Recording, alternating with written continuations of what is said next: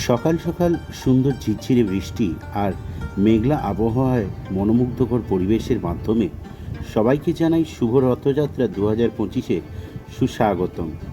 আজকে এমন একটি রথযাত্রার কথা বলবো যেটা মোর দ্যান 250 বছরের পুরনো। এমন একটা রথযাত্রা যেটা একজন রানী অর্থাৎ রানী জানকী যেটা প্রচলন করেছিলেন, যেটা অগণিত দর্শকবৃন্দর একটা আস্থাস্থল। চলুন আজ আপনাদের সামনে তুলে ধরব ঐতিহাসিক মহিষাদলের রথযাত্রা। চলুন ধীরে ধীরে সেই দিকে চলি। এখন বসে আছি হসপিটাল মোড়ে, ধীরে ধীরে এগিয়ে যাব সামনে মহিষাদলের উদ্দেশ্যে। একবারে মহিষাদলে গিয়ে আপনাদের সঙ্গে কথা হচ্ছে।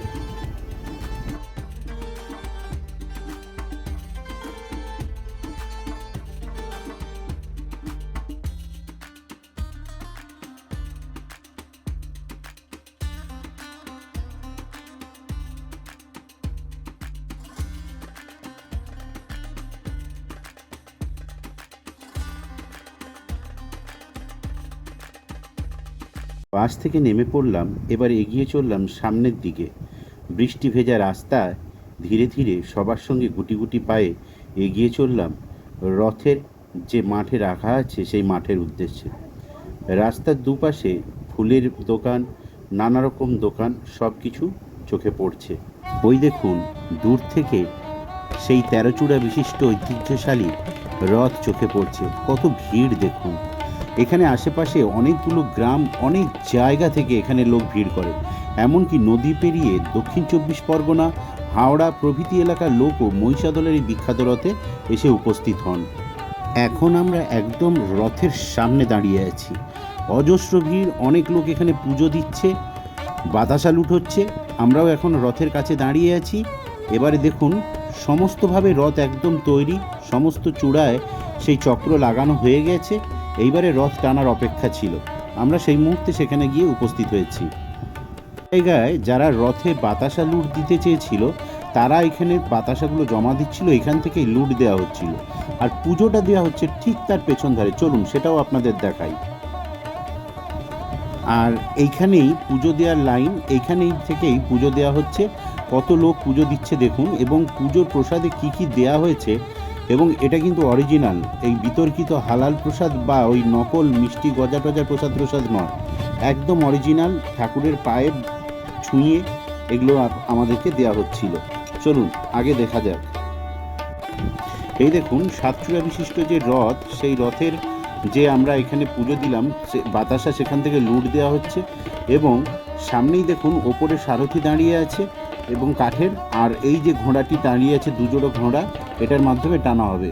বাতাসা এখানে লুট দেওয়া চলছে। সামনে অনেক মিষ্টান্ন দোকান, সেখান থেকেই মানুষজন নিজে হাতে মিষ্টান্ন কিনে প্রভুর কাছে নিবেদন জানাচ্ছে এবং সেই প্রসাদগুলোই গ্রহণ করানো হচ্ছে। এই দেখুন সম্পূর্ণ রথটা আপনাদেরকে দেখাচ্ছি, আরও সামনে থেকে দেখাবো। ধৈর্য ধরে এই ব্লগটা দেখতে থাকুন। বৃষ্টিযুক্ত মেঘলা আবহাওয়া, মেঘের তলায় 13 চূড়া বিশিষ্ট রথ এবং তার সামনেই অগণিত ভক্তবৃন্দ সবাই দাঁড়িয়ে আছে রথ টানার উদ্দেশ্যে। আরেকটা কথা বলি, এই রথগুলো কিন্তু প্রায় 18টা চাকা কি আরও বেশি, এবং চাকাগুলো সব কাঠের, তাতে লোহার পাত লাগানো। ওই দেখুন সারথি কাঠের দাঁড়িয়ে আছে। একদম চূড়ায় দেখুন মদনমোহন আছেন। অতটা দূর থেকে জুম করা যায়নি কারণ ভিতরে উনি আছেন। তো কথিত আছে এখানে যে বর্তমান যিনি রাজা, উনি এসে এখানে ঝাড়ু দিয়ে তারপরে রথ টানা শুরু হবে। তো এই মনোমুগ্ধকর পরিবেশে সবার সঙ্গে আমিও দাঁড়িয়েছিলাম রথ টানার জন্য, কিন্তু যেহেতু আমার কিছু অন্য দরকার ছিল তাই রথ টানতে না পারলেও পুরো রথটা আপনাদের সামনে তুলে ধরলাম। এখান থেকে আমরা চলে গিয়েছিলাম সোজা জগন্নাথ দেবের মাসির বাড়ি। সেই জগন্নাথ দেবের মাসির বাড়িটা আপনাদেরও দেখাবো, এবং সেখানে প্রসাদ বিতরণ হচ্ছিল।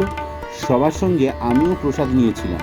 চলুন এই সম্পূর্ণ এই ভিডিওটা দেখার পর আমরা ধীরে ধীরে এগিয়ে যাব জগন্নাথ দেবের মাসির বাড়ি। আর একটা কথা, এই দেখুন রথের দড়িগুলো সম্পূর্ণ নারকেল দড়ি দিয়ে তৈরি, মোটা মোটা রথের দড়ি, একদম দুপাশে দুটো করে করে রাখা আছে, অনেক দূর পর্যন্ত বিস্তৃত। এখন ধীরে ধীরে এগিয়ে চলেছি জগন্নাথ দেবের মাসির বাড়ি, যা রথ যেখানে রাখা আছে সেখান থেকে প্রায় 1 কিলোমিটার দূরে। ধীরে ধীরে চলেছি। আর এই দেখুন, এই যে মাঠটা, এই মাঠের উপর দিয়ে কিন্তু জগন্নাথ দেবের এই 13 চূড়া বিশিষ্ট রথ কিন্তু সামনের দিকে এগিয়ে যাবে। তো আমরা কিন্তু চলেছি সেই জগন্নাথ দেবের মাসির বাড়ি। জগন্নাথ দেবের মাসির বাড়ি যেতে যেতে এই একটা সুন্দর শীতলা মন্দির পড়েছে, দেখুন কত সুন্দর। মায়ের মূর্তিটাও আপনাদের দেখাচ্ছি, খুব সুন্দর শীতলা মাতার মন্দির। মায়ের মূর্তিটি সম্পূর্ণ পিতলের, কিন্তু মায়ের যে চূড়োগুলো অর্থাৎ মুকুটটা সেটা সম্পূর্ণ রয়েছে রূপোর তৈরি। খুব সুন্দর একটি মূর্তি হঠাৎ করে চোখে পড়ে গেল। চলুন এবারে মন্দিরে যাই। এখন আছি জগন্নাথ দেবের মাসির বাড়ির কাছে। এখানে কিন্তু জগন্নাথ দেবের প্রসাদ বিতরণ করা হচ্ছে, তাই লাইনে দাঁড়িয়ে পড়েছি জগন্নাথ দেবের প্রসাদ নিতে। আর পেছনে সায়ন দাঁড়িয়ে আছে। তো ধীরে ধীরে এবারে দেখা যাক, সঙ্গে দাঁড়িয়ে পড়লাম লাইনে জগন্নাথ দেবের প্রসাদ নিতে। আর ওখানে প্রসাদ বিতরণ করছিলেন মহিষাদলের বিধায়ক যিনি আছেন উনি, কিন্তু আমরা ওখানে ভোগ প্রসাদ যেটা নেব ওখানে যে স্বেচ্ছাসেবক আছে তাদের কাছ থেকে। এটাই হলো সেই জগন্নাথ দেবের মাসির বাড়ি এবং শ্রী শ্রী মদন গোপাল জিউয়ের মাসির বাড়ি। তো ওনারা এখানে এসেই থাকবেন। তো জায়গাটা এখন সুন্দরভাবে পরিষ্কার করে রাখা হয়েছে, কিন্তু মন্দিরটা এখন বন্ধ আছে, ওনারা এলেই খুলবে।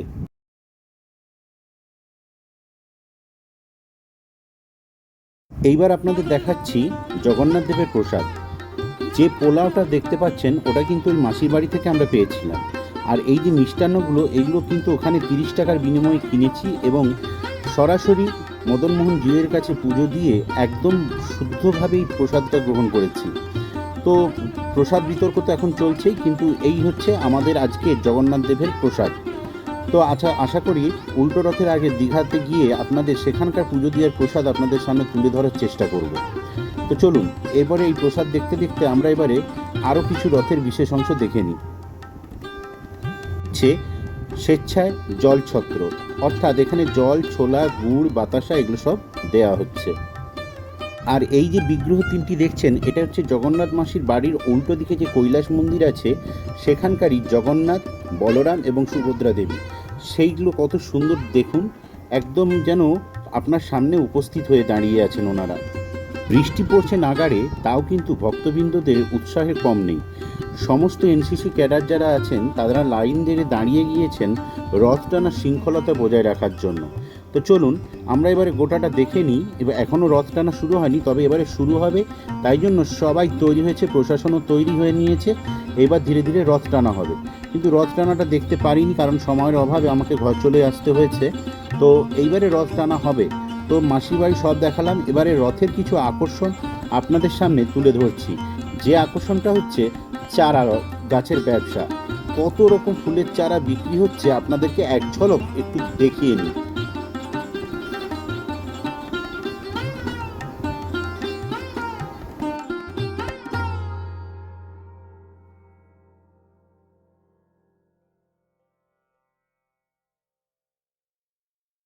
এই দেখুন, হরেক রকম চারার ভাণ্ডার, নানা রকমের ফুলের ফলের ভাণ্ডার। এই রথযাত্রা উপলক্ষে মহিষাদলে রাস্তার দুপাশে মেলার মতন বসে থাকে। দেখুন কত সুন্দরভাবে কত রকমের বাহারি গাছের সমাহার। তো আপনারা এগুলো দেখতে থাকুন, আর আমি আপনাদের কাছ থেকে আজকের মতন বিদায় জানাই। আবার দেখা হবে অন্য কোনো ভিডিওতে। আমার ভিডিও যদি আপনাদের ভালো লাগে একটা লাইক, কমেন্ট এবং শেয়ার অবশ্যই করবেন। আর আমার চ্যানেলে নতুন হলে একটা সাবস্ক্রাইব অবশ্যই করে যাবেন।